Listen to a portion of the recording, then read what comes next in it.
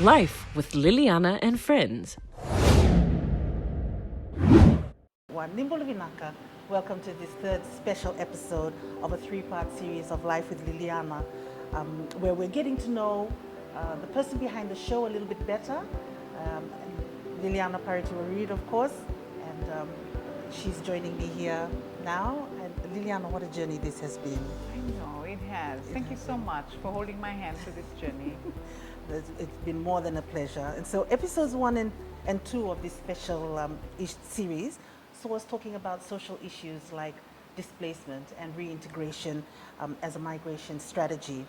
We also explored the consequences of when expectations in relationships don't meet up, when they're not connected, and also talking about the importance of identifying when whatever situation you're going through, you might need help, and being motivated to get out there and access the support and the help that you need. But in this episode, being the third interview, we will begin to wrap up our journey with Liliana. And so it's a pleasure to have you join us. Thank you so much for being here, for taking time out of your evening to be with us as we slowly start to wrap up this series with Liliana. My name is Margaret. I'm your host this evening. And before we go any further, I'd just like to say thank you so much to you viewers for tuning in, for sending in your feedback and your comments. We read every single comment and message with a huge amount of interest.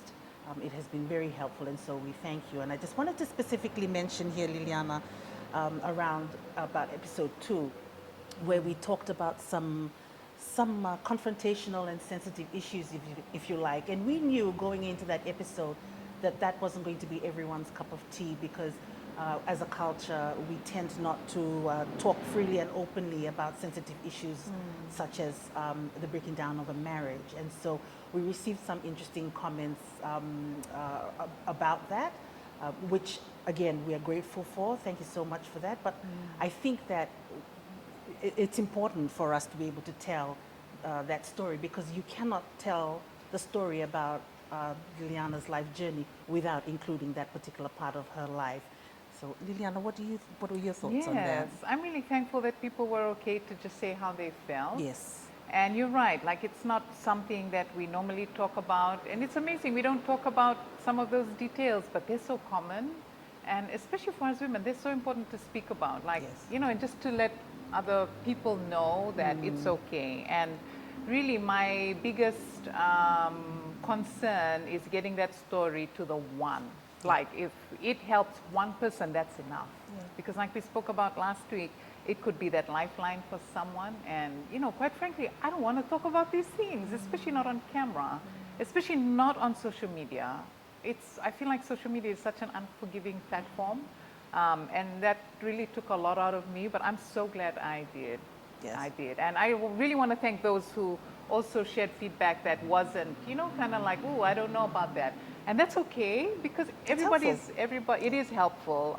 And everybody, I think it's important for us to get that kind of feedback.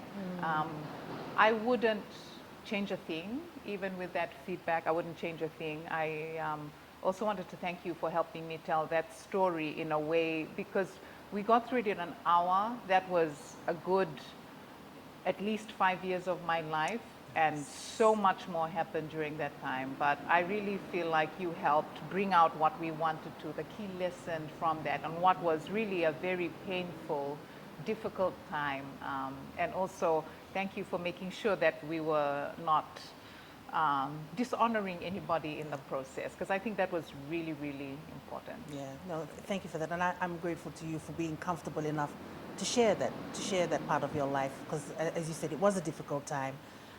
There were people who were hurt along the way, but that you've reached the stage in your life where you're comfortable to share it, in the hopes that it might help someone else who's going through that same process, and to impart words of encouragement, saying that you might be going through a difficult situation, but like I was, but look at me, I've managed to, I've pulled myself out of it. Yes, and I so went can and got you. help, and so can you. can you. So I think that we'll dive right into our Talanoa session for this episode, Yes. the episode number 3 for this special series of Life with Liliana. And where we ended off the last episode was your entrance into the corporate world. So we talked a little bit about your journey with ANZ and sort of left it there so that we could come back and revisit that. Your experience with ANZ, then you went on to another institution and the lessons that you learned along the way. So let's pick up on that again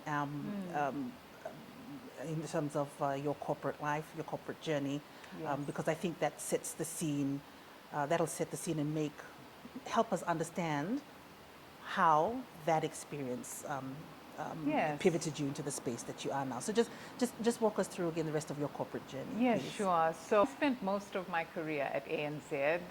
I briefly mentioned that last week. I was really fortunate at ANZ to be exposed to a lot of leadership programs as well. That's one of the things that really stands out for me. So not only local ones like Leadership Fiji. Leadership Fiji, I highly recommend Leadership Fiji. That was a great kind of, transition into understanding more, especially about the country. Yes. I realized how ignorant I was of what was actually happening in the country. So that was, how long ago did we do this? We did Leadership Fiji We did it together, 2007. Really? That's a Six, 2006. That was a long time ago. So anyway, I also was fortunate to attend the Emerging Pacific Leaders Dialogue, where we went to Vanuatu and did some work there. But anyway, as I was going on, I think probably 3 to 5 years before I left ANZ, I just want to insert this here, if this is okay, before we jump onto ADB. I came to a point where I was thinking, okay, what happens from here? Like, is this really my life? Am I going to live my whole life in corporate? And if you work in corporate, you know that it's just pretty much, it's a hard slog, like especially when you're in an industry like banking. It's about profits, it's about coming up with new ways to market, and things move quite fast. And on my pathway, I could see I was heading to CEO level, like I was a senior manager by then. And then I was thinking, is that what I really want? Do I really want to be sort of, I want to say bound, but that's how I kind of felt. I felt very restricted. I felt like I was at the mercy, if you like, of the corporate world. Not so much ANZ, of the corporate world. Even though I had friends and had great experience, I was sort of asking myself, what else? So at that point, I started thinking about, I realized I really would love to use my skills to serve my region and my country, the community. So I engaged with a mentor that was recommended to me, a seasoned politician. That would be probably 7-8 years ago now. And he just, kind of helped me along on this journey. What is it like? What do I need? How do I prepare myself? I didn't know when I was going to transition, but it started that process of, learning and what skills, what other things do I need? He gave me a very, very important piece of advice up front. He said, Liliana, read the newspapers, understand what's happening. Very simple. Baby steps. Very simple, yes. So anyway, straight after that, I was sent to Vanuatu, and I worked while you're still with ANZ. While I'm still with ANZ, sorry, as the head of retail for the Vanuatu ANZ business. And while I was there, I got a role with Asian Development Bank, and this just it really blew my mind, because it's kind of like I was trying to figure out, how do I transition into public service or this kind of development work when I don't have any experience. Like, I'm a corporate cat. Like, I was born and bred in this space. And I also did apply, looking at jobs here in Fiji. I went through some interviews, was not successful. And I was like, oh my goodness. And these jobs were in the public service space? Yes, in that space. So you actively went out to look for opportunities to move from corporate into public service? I went through some interviews, and man, I couldn't understand. Is people like me? And interestingly, some of the comments from the interviews were kind of like, why do you want to move here? And this is me, well, I want to serve my country. And it's like, I could tell from the other side of the table, they're kind of like, something's wrong. So that was interesting. But anyway, I got that role. with Asian Development Bank, based in Sydney, looking after private sector development and financial sector development, supporting financial sector development in the Pacific. Right. That was a great introduction, if I might say. It started your trajectory. Yes. And from a different level, I guess. Yeah. So, of course, getting exposure to working with donors, how that dynamic works, understanding the issues a lot more at a more basic level. And also, I really appreciated the role of the finance sector in development when I was on the other side. Interestingly, I couldn't see that when I was in ANZ. It was kind of like, this is all corporate and blah, blah, blah. So I worked on projects in PNG, Solomon Islands, Nauru, Timor. Wow.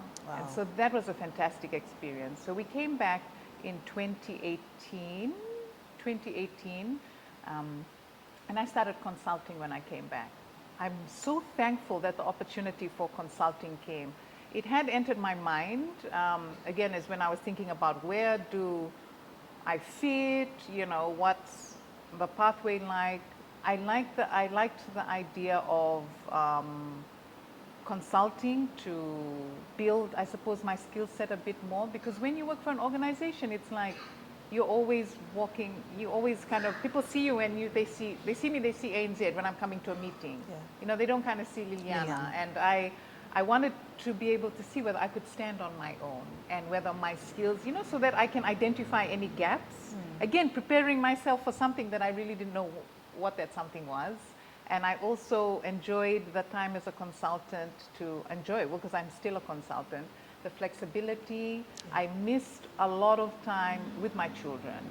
That was one of the key things that I struggled with, if I'm going to be really honest, when I was in the corporate world, because I missed a lot of concerts. I was traveling a lot.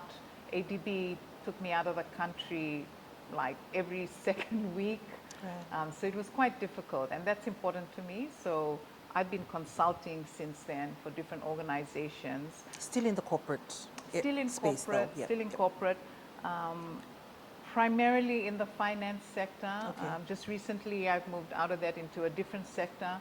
But my skills are really, just to summarize, I don't want to really spend this time talking about the details of the work I do, but basically I work with the management to improve their business performance. Okay. We step through processes, looking at people, building, because like I mentioned, my degree is in IT, so the information, the report side of it, capturing data. How are we using data to inform our business decisions, making informed decisions? And I guess that's kind of an extension of who I am. And you'd hear from the story, like I'm very big on making informed decisions by getting help or using data and stuff like that. So And I that- hope that wasn't too much information. No, that's perfect. I mean, just it makes sense for you to be in the area, working in the space that you are working in, because as you mentioned in the last interview we had, you're very process oriented, Yes. like things black and white almost, and Yes. making sure that things make sense. There's logic. Yes. And that there's logic to process, and so it makes sense to me personally that you would be working in that space, like as a professional. And so I wanted to pick your brain a little bit about some of the lessons that you learned while working in the corporate space, specifically as it relates to, you had mentioned to me in our discussion before this interview, was the diversification of income, which is not a very what's the word, talked about or well understood or much appreciated topic or area for our people. Right. So talk to us a little bit about that. So I guess, yes, diversification of finances, of income. So of course, throughout the bank, we do financial literacy, which is huge. It was, really big in ADB too, and the projects I was supporting. But when I came out, and as a consultant, I guess I started thinking about it more, or I'd say we. My husband has a very big part to play in this. My husband is the finance guy. He's the financial controller. He's the auditor. He's everything to do with finance in our family. We all need one of those in our Yes, lives. we all need an Edwin to do that for us. So he has an eye for these things. He's just, and I want to say, because my husband is of Indian descent, Yes. right? And so I found like their family is very much inclined in that way. And I feel like that's more like their community. So I mean, when you look around, they're really the business owners, and Yes. you know, the private sector is primarily them.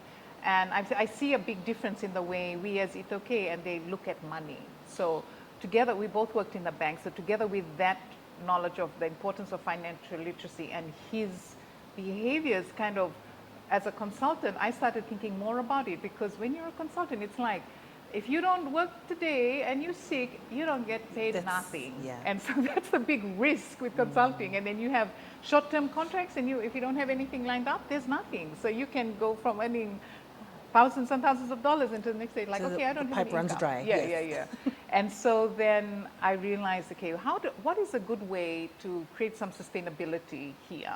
And obviously we came to, we need more income streams. So Edwin's always got something going on.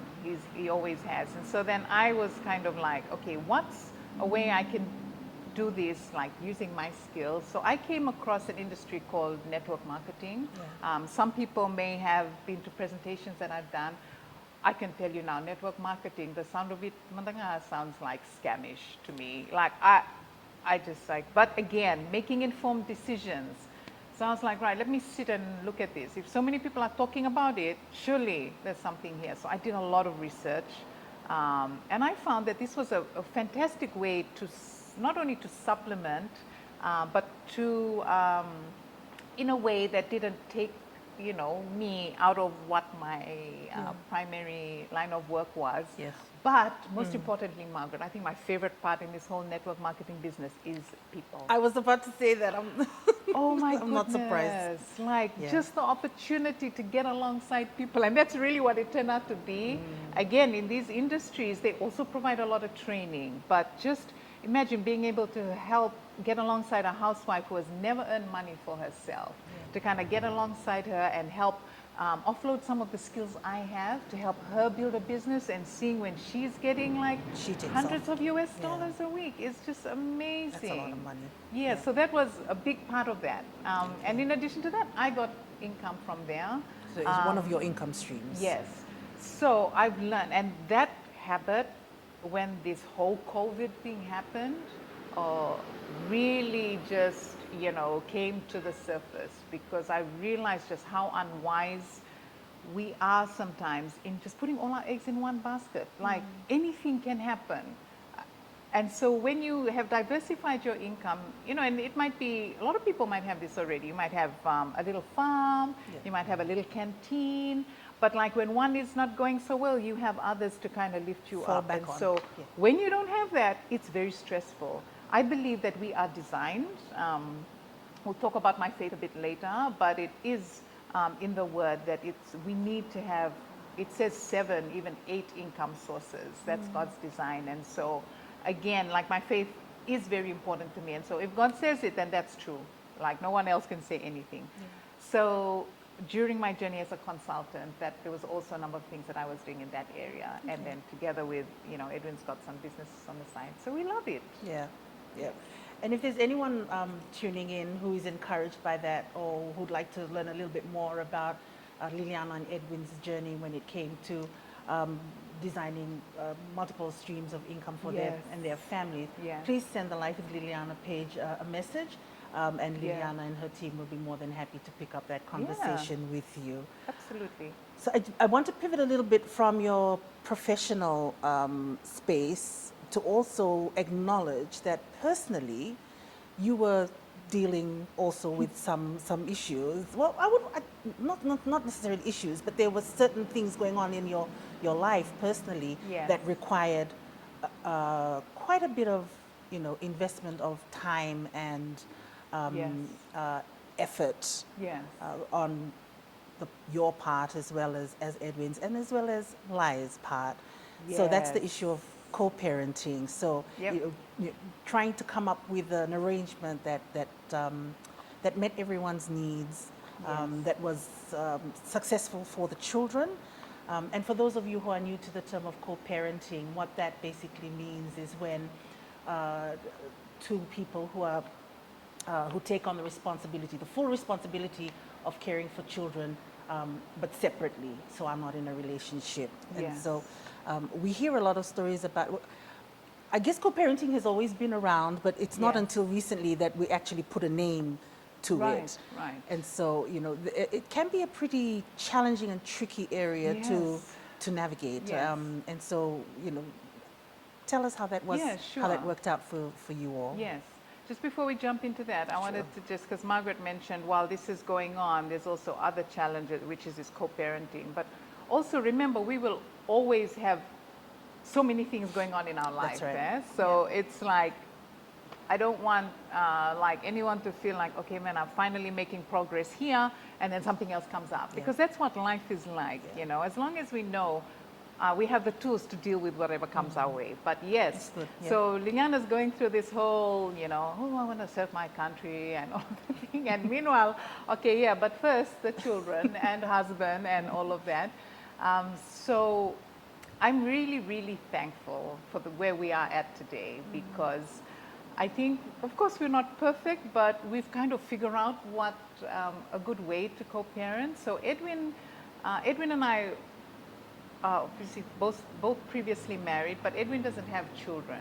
So when Lai and I divorced, I had the children with me. So I spent a little bit of time as a single mom. And then when Edwin and I came together, so it's one thing, a new relationship. And as a single mother of two, I kind of I didn't even really think that, I'll have a relationship. I don't know, I just couldn't envision it.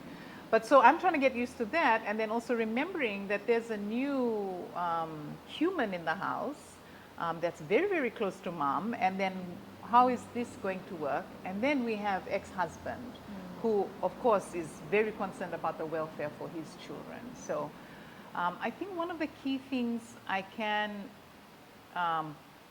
want to mention is that I intentionally included Edwin in a lot of things to do with the conversations about the children with Lai. Yeah. It's as simple as like a chat group, and of course, I have a relationship with Lai, right? Lai and I will always be in each other's lives because of the children. Yes. So we're always conversing about things. One thing I did was add Edwin to the chat. At first, Edwin was kind of like, oh, you don't need to. I really felt it was important. Edwin was kind of like a silent observer, but I thought about it, if the roles were switched. Because it's kind of like, oh, what are they talking about? We're in those early stages of there's still a little bit of insecurity, and it's hard when you know that these guys have got a lot of history together. But what that started to do, I feel like it was a way of me honoring my husband, but also for Lai as well, for Lai and I understanding that there's three of us now in the picture.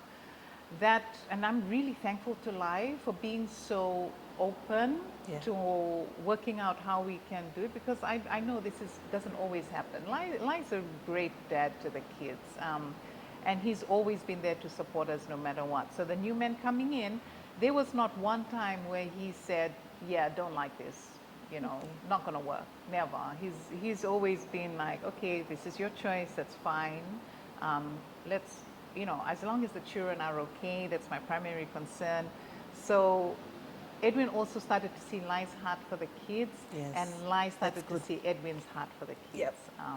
Lai will tell you, very quickly that he's so thankful for Edwin. I think he realized too that he can't be here because Lai wasn't even in the country. Lai, has been working overseas since 2014. So that not only did he have someone, a male figure that was there, kind of being the protector for his children, but it was somebody that he could trust, and that the kids, had that influence in their life. So they developed their own relationship. In fact, quite often they speak more than Lai and I, because, I still get very Who speaks impatient. more than? Edwin and, Oh, Edwin and Lai. Edwin and Lai. Yes.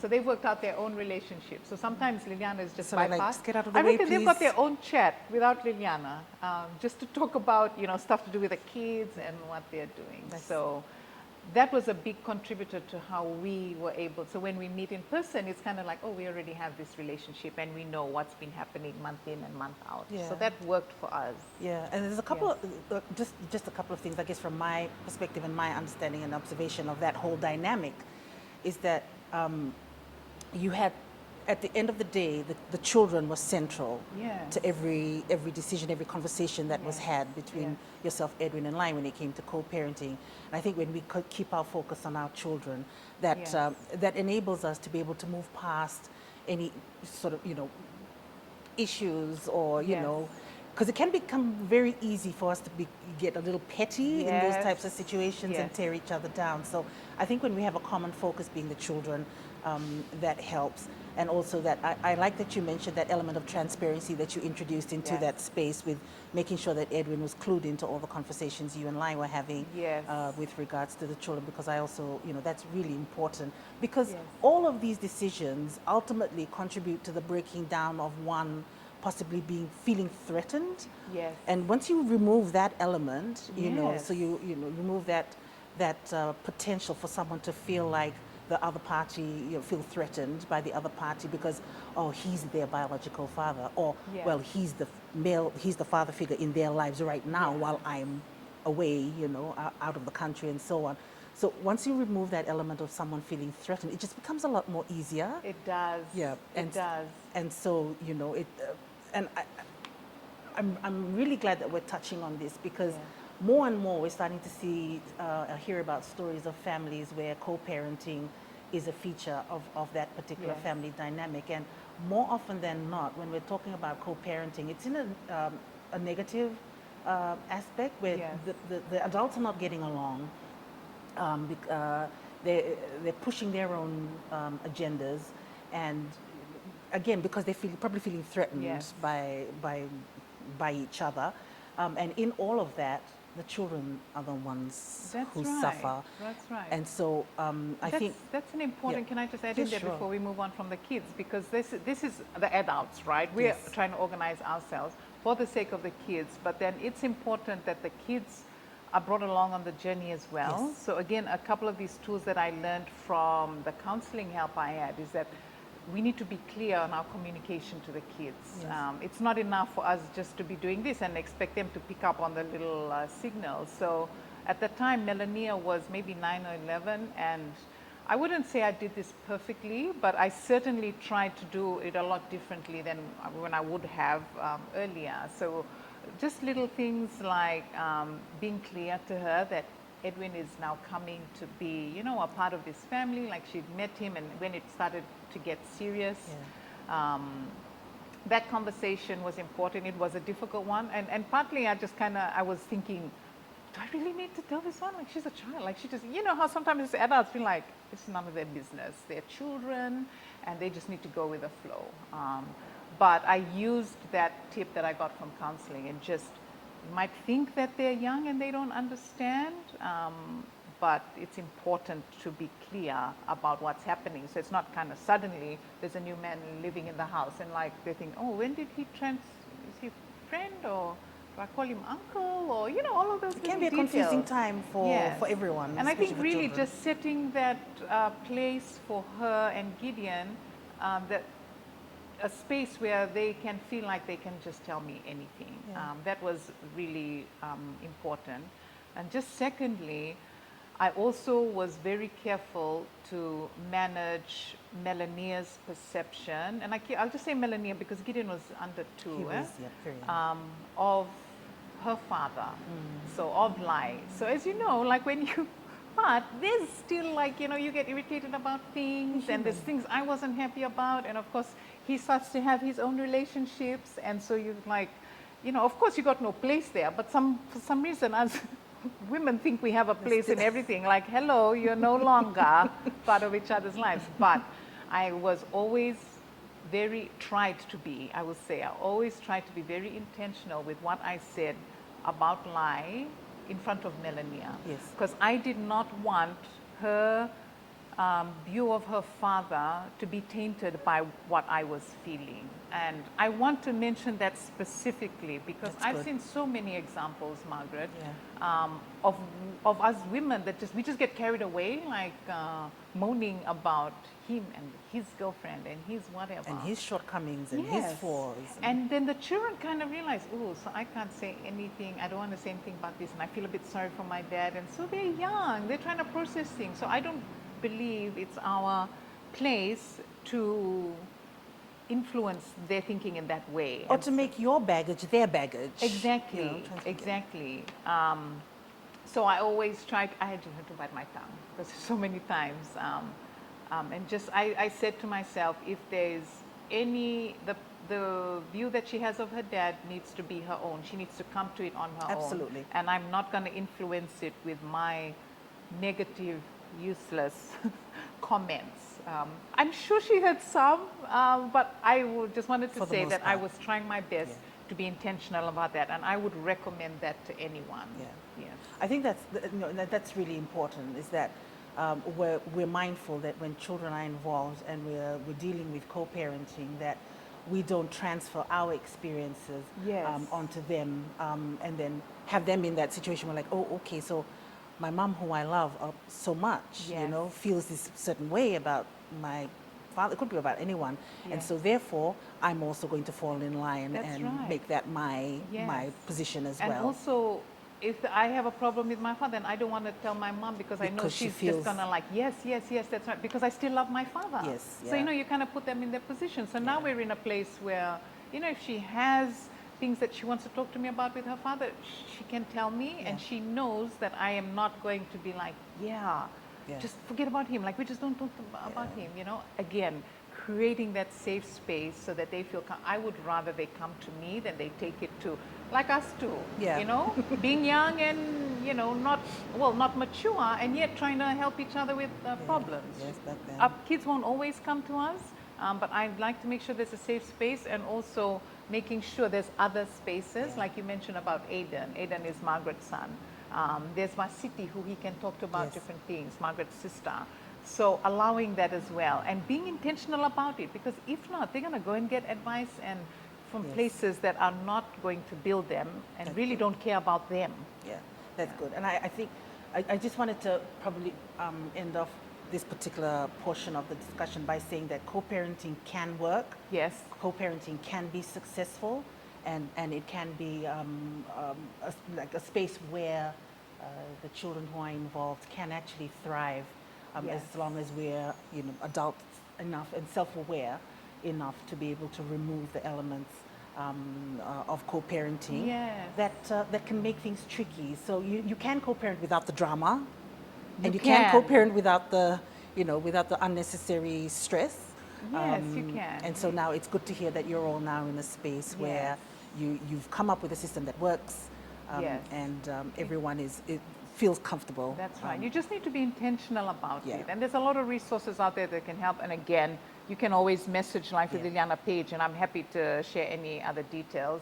I also want to acknowledge Andrea, who's Lai's wife, who's in Tonga. She's been so good in, again, coming into this space, because we kind of worked out our dynamic with Edwin, and then this beautiful woman enters, Lai's wife, and they have 2 children together.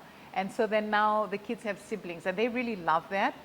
But I guess, again, it's kind of being intentional with, like elevating the fact that these are your siblings, Yes. and you guys are older, and just remember little things, because they're in another country, but we get to pray for them.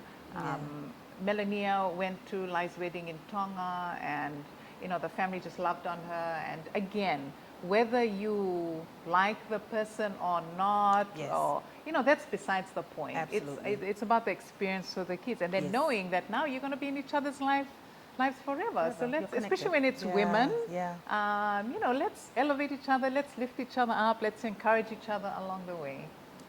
So in talking about that period in your life where you were starting to formulate or design a space where you could co-parent and co-parent successfully and effectively, you had a range of mechanisms, tools in in your toolbox that you drew upon Yes. at different points to help you and Edwin along in that journey. And one of those was your faith. Yes. And so here we start to see the emergence of your faith and taking some Yes. real significant prominence in your life. Yes. So we've always, I mean, we come from church-going families. Yes. You know, we did Sunday school, you know, church services on Sundays, but I think that, so faith had been planted in us, both In of us, us, yes. as a seed from very, very early on, very young age. That's right. And so, but it starts to take on a different, perspective, or it starts to take on a different outlook when the Yes. lens changes a little bit as an adult, with, Yes. you know, all of the things that you could be dealing with as an adult. Talk us through how your faith helped you during that time and how Yes. it grew to gain the prominence that it has now in your life. Yes, you know, that comment is so right about when we get older, then we realize and that, you know, our faith is so important. And I feel like that's really sad now that I know Jesus the way I know Jesus. Yeah. I wish I had been journeying with him from a teenager, like when I first experienced him, because he's so relevant. He's like, it's not one of the tools, Margaret. I would say my faith is the toolbox, Yeah, and the then all entire of these toolbox. things inside. Like, Yeah. definitely, my faith is now is the be all and end all of everything. It's what dictates me. It's why I get out of bed. It's everything, and it's the great thing with faith or being a follower of Christ is that it doesn't fail. You don't have to think too hard. It's just different. So I first started to, Edwin and I came back to our faith together. This was an important part of our story, and we'll tell his story later. But one thing, again, because I've been married before, right? Yes. I'm like, there is no way that I'm going to go through another divorce. There is no way that I'm going to get into another relationship without, you know, being, you know, at least being on the same page, or, you know, I'm going to do this better. And so one of the big things we realized is, like I mentioned, because he comes from a different culture, first thing, our cultures are so different. Eh? Yeah. Like with Lai, yes, it was different, but we were both okay. Yes. So I kind of like, I can work out how to navigate. If I get stuck, ask my mom or something like that. But this is totally different. And I was like, we're struggling to understand why this works like this with your family, and why your mother does this. And that was difficult. And then as we started, we realized that this is not going to work because we have two different frames of reference. You know, again, Lai and I would have had the same, but what you consider to be right and the way we do things is very different from what I consider. So we need to have one. You need to find that common ground. Yes, find that common ground. And thankfully, we both had the same faith. So Edwin is a Catholic, a Christian also. So we have Catholic and Methodist. Okay, at least we have the same God. That's good. That's a good foundation. And at the beginning of that, I had started to draw closer to God, just because, like, okay, you know what, God, I'm sorry. I realize that I've been going back and forth, but, you know, I'm going to do this right by you. And so we agreed to come together and just refer to the Bible as the book, or the rule book, if you like, or the guidance for us. So you're acting from one source. One source. Yeah. And so we came into agreement on that. The first thing we did was find someone that could help us along that journey. Again, just using, you know, understanding that, yes, we made a good decision, but we don't know what the next step is from here. Do we just go to church every Sunday? Do we read the Bible every day? Yeah. Like some of those practical things. Mr. and Mrs.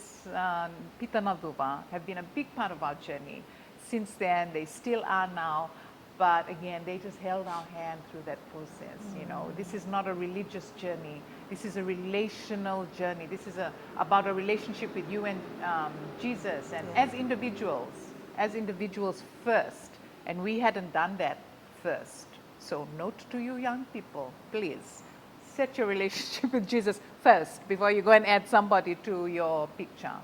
But so, yeah, so we started that.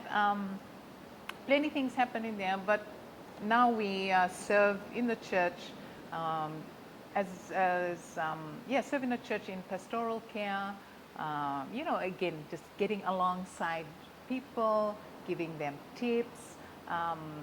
that's at that level, but on an everyday level, it's really, my faith is what dictates my decisions. Not just the big decisions, Margaret, every moment decisions, like to the point of, shall I open my mouth and really tell this person what I think, or shall I zip it? So yes. Can you imagine if we were looking at life through through that lens when we were in our 20s? Oh my goodness. Things would have turned out. I We think probably wouldn't have had as much content for this I don't- episode. I think you're right. Yes. But that's yes. interesting to note that you went from a situation of being a woman of the Christian faith, being in that a part of that movement, to then journeying through life and going through what you went through, and then realizing that as a couple you need to have, like you said, that common ground. That Yes. I like what you refer to it as operating out of the same rule book. I Yes. think once you come to that agreement as a couple, Yes. that's half the battle won. Yes. And then the other half is just trying to figure out, okay, how are we going to do this? That's right. Because you think about it logically, right? You can't have, like in a rugby game, you can't have one referring to the soccer rule book and one with a rugby. Like there's one game. Like this is marriage we're talking about. It's one journey. Yes. So of course you're going to need to get in there. And then you need like this ref or somebody to keep you in line or hold you accountable. And that's where people like the Naduvas come in. That's interesting. You know, It's yeah, an that's how I see it. way to look at it. Yes, black and white, Margaret, black and white, come on. We're always going to be about the black and white. And so picking up on your faith and developing that, because Yes. like you said, it's about getting alongside people as church leaders in pastoral kids, getting Yes. alongside people, encouraging them, but it's also an everyday learning process as well for yes. you and Edwin. You continue to, even though you're at this point in your faith journey, Yes. there's still learnings that's happening on a daily basis. There's still growth that's happening, and so Yes. just because you've reached this point where you are, where you're Yes. at in your faith, that's not to say that the journey isn't continuing for you both personally. Girl, especially in marriage, it's like you're still going to disagree about things. Yeah. There's still, no matter how far you come, there's still like, walk out and slam the door Monday and go and, like I'm just going to have a few hours in the sitting room and just by myself, kind of, Yeah. always. And I love that the Naduvas show it that way. I mean, they're well in their 60s and like 70s, and they talk about it even at that stage. Yeah. And first I was thinking, oh my God, you mean to tell me we're still You going to mean be this is arguing for life? like 30 years from now? But that's the journey. You're like two human beings together. There'll always be something that you'll be challenged with or disagree with. But again, like you have one rule book, so okay, you know what? I was wrong because this is what the word says, and then let's navigate it this way. I think that's important, just having the tools to help you along. And as part of your faith comes with it that growing appreciation for a heart of service, Yes. developing that mindset of servitude. Yes. Because that's an important part of anyone's Christian journey, really. It's what we're taught. One of the Yes. values that we're taught is that, the importance or one act of honor towards God is serving. Absolutely. Is serving others. And so you've taken that on in a major way at this Yes. particular point in your life, in that and I liked how in our conversations you mentioned that a question that you're always asking in your relationship with God is, Lord, where do you want me? Yes. Talk to us a little bit about that. Yes, where do you want me? And a lot now, especially recently, I've been like, why do I ask this question? Because when I ask that, then he's like, you know what? Actually, Well, we're here gonna- you go. Yes, and so not only are you going to serve at church and welcome people, but let's put you to serve the country, like serve the people of Fiji. And so this journey into now going into politics, it wasn't an easy decision. Although again, people would have realized by now, I don't make decisions just anyhow, just lightly. I'm really guided by where God wants me. And when we talk about serving being a part of our faith, I find it really interesting that in the secular world, if you like, there's this whole concept of servant leadership, as if it's a new thing. Yeah. Like Jesus projected, he was a servant leader. It's founded in our faith. It's one of the principles of our faith. And so when I was called, I'll say I was called into this place, I spent some time, seeking God and like, is this really where you want me? So because while I said that I wanted to serve my country, I did not think that meant like standing for elections. I'm like, yeah, no, like can This you just went give from me 0 to 100 real Yeah. quick. Like I was thinking, okay, like I'll apply for a job, Yeah. and then you just give me a job there. Like the whole election thing, really? So it wasn't on your radar at all. It wasn't really something that No. you had No. So while I thought knew, about. like, yes, I want to serve my country this way, like Standing for standing for elections. elections, zero. Like I have no desire to go and like, campaign, and like that's just not something that I jump out of bed to do. Yeah. So when God put this on my heart and said, yes, you're going to go in here, this is the party. I also spoke to some of, I got some counsel, and of course my mentor that I mentioned, who's been alongside me all these years, he was quite surprised himself, but pleasantly surprised. Yeah. So I've just said, okay, Lord, if this is what you want me to do, then let's do it. And I tell you, Margaret, I reckon at least every other day I'm like double checking. Are you sure? You sure? And he's like, yep, I gave you the scripture. This is the scripture. He gave me a scripture in Isaiah. Could not be any clearer. So this is our season, and this is the journey that What we're was that on. scripture? It is Isaiah 42, verses 1 to 9, and it talks about the servant of God. And so if you have a Bible, please go and read it, because, and you will agree with me. Oh yeah, you just can't, again, it's in black and white, and it's clear. And I was like, maybe, it's not the kind of scripture where you can be like, maybe If I look at it from means this perspective. Yeah, no. It says very clearly, it says some stuff like, you're going to be a covenant for my people, a light for the Gentiles. You're going to come and bring justice to the nation. It's talking really about Jesus, but it was a word that I was given for this season. Sorry, well, I just grabbed my. Sorry. That's okay. Where was I? But I also just want to say with that, and I mentioned this briefly earlier when talking about multiple streams of income, is that for me, God's word is it. Yep. Whatever it says, true, and I will do it. And although it's hard, I will just go, because I know it's the truth. And because contextually, you couldn't come across more of a black and white situation where if you were to compare the corporate sector Yes. to the life of public service, contextually very different, chalk and cheese, Yes. night and day. Yes. So making that transition from the corporate space into Yes.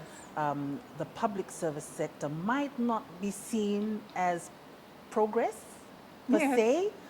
It might not be viewed as progress by some, but it's important to you because it's aligned to that. The question that you're continually asking God Yes. is, where do you want me? So it's not Yes. about you. It's not about me. Yeah. It's not about me. And I also now, in hindsight, when I look back, I can see how I have no doubt that I have the skills and abilities to serve at ministerial level. Like I have no doubt that I will get there, know how to do the work, problem solving, sorting out processes, working with people, all of that for sure. I can see how God has been building me professionally for that. The challenge is the whole getting to that, which is not something that I've had experience in. I'm now working alongside a lot of seasoned politicians, a lot of experienced politicians. So if anything, this season or this part that we're in now is really been learning for me. And I can say it's been quite humbling, because you kind of feel like I said, I got to senior manager level, I'm a consultant, I'm sitting with CEOs and advising them different things. And then I suddenly come into a place where, wow, okay, this is new. Like I need to just be quiet here and observe. So there's a lot of observing. And it's difficult because it's in corporate, again, you have policies, you have procedures, you have process maps for things. Here is none of that. It's a different kettle of fish. And you just have to pray very hard that somebody's going to tell you okay, where do I do? Do I actually join that visit here or do I not? So nobody really tells you. I think that's probably been the biggest challenge for me, is trying to work out, where do I go, where don't I go, and who, that's been a challenge. So I want to unpack that just a little bit in terms of people who know or are aware of your political aspirations have been asking the question about how you plan to put yourself out there to be able to Yes. make those connections with different groups within our community. Is that something that you're actively thinking about on a daily basis and planning towards, or Yes. is that something that you feel is going to come a little bit later on in your journey, and that for now there are other priorities that you need to focus on? Ooh, yes and no. So I wouldn't say there's other priorities for me to focus on. For me, the top priorities really is what is God telling me to do right now. Okay. He's your compass. Yeah, He is my compass. And you know what? When you walk with God, one of the challenging things is He often gives you a strategy that seems like it's unrelated to what you need to be doing. Yes. Because I'm looking around me and I'm like, Lord, everyone's going here and everyone's going there. And He's like, do these 3 sessions with Margaret, work this out. And I'm like, I need to be out there in the community. I have been given a very clear word that because I need to steward this platform well, this is not my platform. And I want to encourage guys, please go again to Dr. T's interview, because I really talk in detail about my faith in relation to this platform. I need to steward this well, but in terms of getting through to people, my most important thing now, and this is with or without politics, is showing people my heart. Yes. Really getting alongside people. And I believe it is completely aligned with whether I, get into office or not. One great opportunity that this has given me is that it's putting me into spaces that I wouldn't have ordinarily been exposed to. Yeah. And then I can really get alongside people. I can really listen. And to think that I might even have the opportunity to do something about it at national level just excites me. Yeah. But the most important thing for me right now is showing people my heart. Yeah. Okay. Before I actually talk about some specific things that I think are important for the nation, I'd really love for people to see my heart so that they trust me. Like, that's most important to me. Because, once you get that trust, and then it becomes easier for you to hear, like they become more open about what's really bothering them. They will also trust when you speak to them. And I think that's important for whether we're politicians or for just human beings. It's just getting alongside people, but in a different way. So right now, I guess the strategy for me is what God says, and a big part of that is through social media. Yeah. I've also learned, just from these, I just want to mention this, just from the last week of our first episode and with Dr. T, Yeah.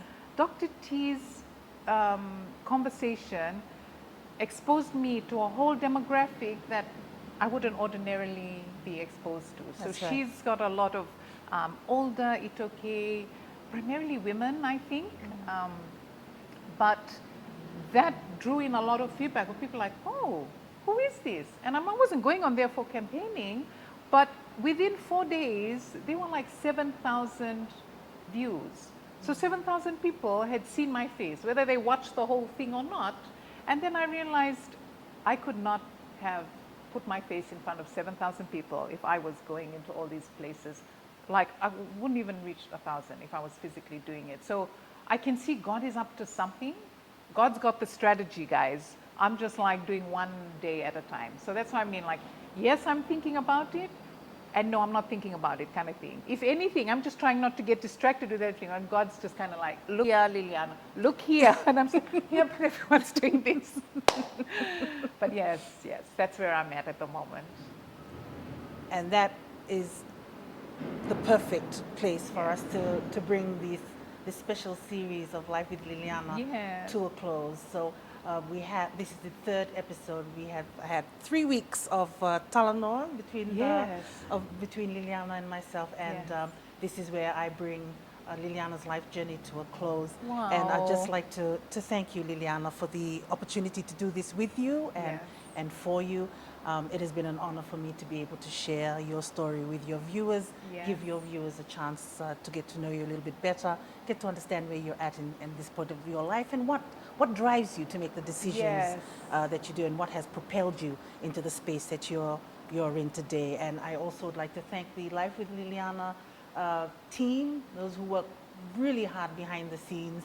Liliana and I have the easy job of just sitting in front of the camera and talking, which is not very hard for us to No. do, talking. No.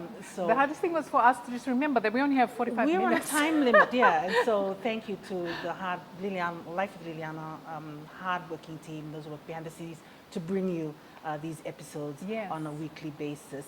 And so I just like to acknowledge and celebrate them Yes. right now. And so Margaret, thank you. I'm going to interrupt you because you're going to shut this down. yes, without me I saying was thank like, you gosh, to girl, you. you know me But too well. thank you so much. And you know, Margaret, two things I want to say here really quickly. Oh, wow. First, frightened. Margaret is here because of, first and foremost, Jesus. And I don't mean that like in a tacky kind of like crazy way, but I was praying one morning, like just trying to figure out what is the next season, like where are we going to go with this? And very clearly it's like, you're going to tell your story and Margaret is going to do it. And I was like, Margaret's busy. And Margaret and I, unfortunately, don't get to hang out as much as we used to because we've got, you know, we're adulting. So and so I was like, oh, I don't think so. And but I messaged her at the same time and she was like, wow, yes. And I was Let's like, do it. Really?